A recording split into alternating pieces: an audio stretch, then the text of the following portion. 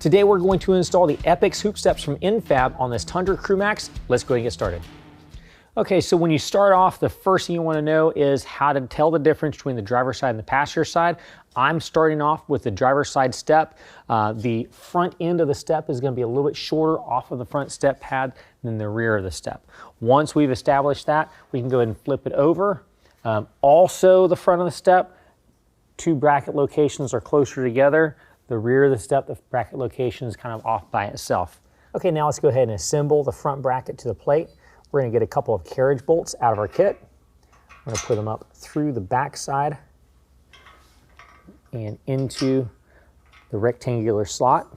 Then set the bracket in place over top of that.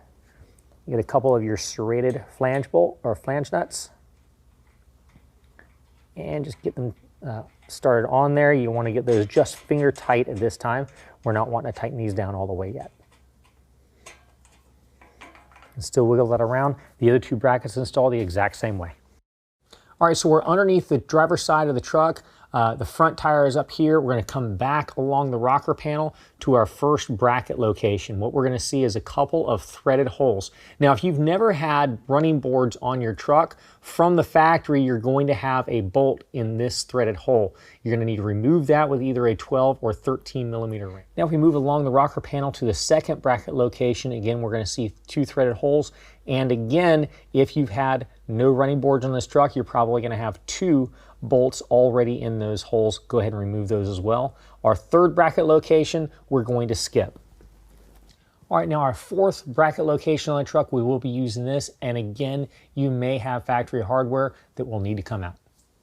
All right, now with the help of a friend, you go ahead and pull the board into place and line up the brackets to the bracket locations underneath the truck. All right, now we're back up at the front bracket location. We're going to go ahead and take our provided bolt with flat washer, go through both of those holes and get them lined up. Once you have both of them lined up, you can go ahead and tighten them down. But you want to get them lined up first. And we're using a 12 millimeter to get that lined up. As you get it lined up and tightened down, you want to make sure that this is pulled all the way as close to the pinch weld as possible.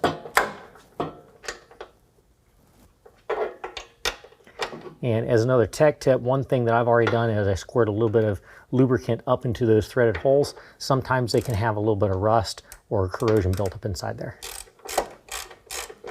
All right, now the front bracket is tightened down. We're not going to tighten down the bracket to the board yet. We're going to move to our next bracket. Okay, now we're moving to the second bracket back. We can still wiggle that around, so we're going to go ahead and get that lined up to the factory holes. And once they're started, tighten them down with a 12 millimeter.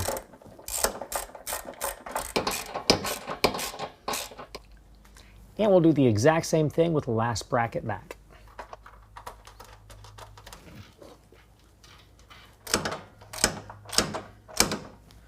All right, now with all the brackets tightened down to the truck, we can go ahead and move to where the bracket is attached to the step. Lift up all the way on the step using a 14 millimeter. We're going to go ahead and tighten down our carriage bolts going to our serrated flange nuts.